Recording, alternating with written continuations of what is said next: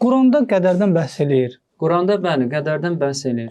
Qədərə imandan, yəni Quranda bəhs eləyir. Bəli, qədərdən bəhs eləyir. Ayət-i kərimədə Allah Teala deyir ki, biz insanın qədərini onun öz əməllərinə bağlı qıldıq. Sən öz əməllərinlə qədərini gözəl də yaza bilərsən, pis də yaza bilərsən. Məsələn, istəsən su içərsən, istəsən içməzsən. İçsən, sənin üçün faydalıdır, içməsən, məsələn, nə qədər su içməyə bilərsən, bir zaman sonra ölə bilərsən susuzluqdan, elə deyil.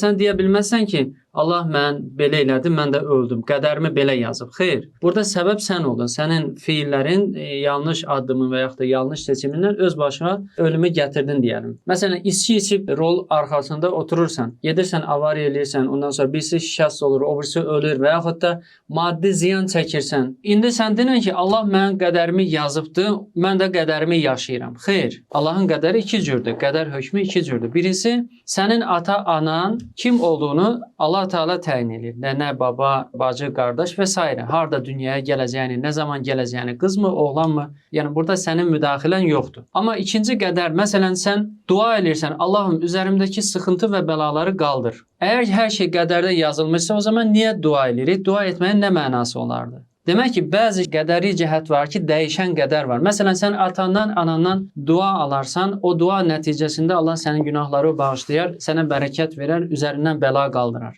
Kasıbın duası, məsələn. Əgər ki, hər şey qədərdə yazılıbsa, məcburi kimi, yəni nə yazıbsa Allah onu yaşamalısın. O zaman dua etməyək, o zaman hər şeyi buraxaq yəni. Çünki bizə cüzi ixtiyar verib, seçim qabiliyyəti verib, doğrumu? Yaxşını, pisi seçə bilirik. Və Allah Teala deyir ki, sən etdiyin əməllərinin qarşılığını görəcəksən. Yəni, sən istəyirsən axı, sən oradan istəyi, sən oradan seçimi, sən oradan cüzi ixtiyarı çıxara bilməzsən ki, Allah məcbur edir, mən də o nətər yazıbsa elə yaşayıram. Xeyr, bunu ayırmaq lazımdır. Gözəl bir yol tutarsan, Allahın əmir və yasaqlarına riayət edərsən, Allah Teala sənə onun qarşılığında cənnət verər. Sən əgər Allah Teala'nın istədiyi kimi, yəni yaşamasan, yəni əmir və yasaqları, ibadət və çəkindirdiyi şeylərdən çəkinməsən, ibadəti yerinə getirməsən, istədiyin kimi yaşasan, günahlar içində yaşasan, sonunda cəhənnəm olur. İndi səni cənnət və cəhənnəmə qoyan şey nədir burada? Yəni onlara götürən şey nədir?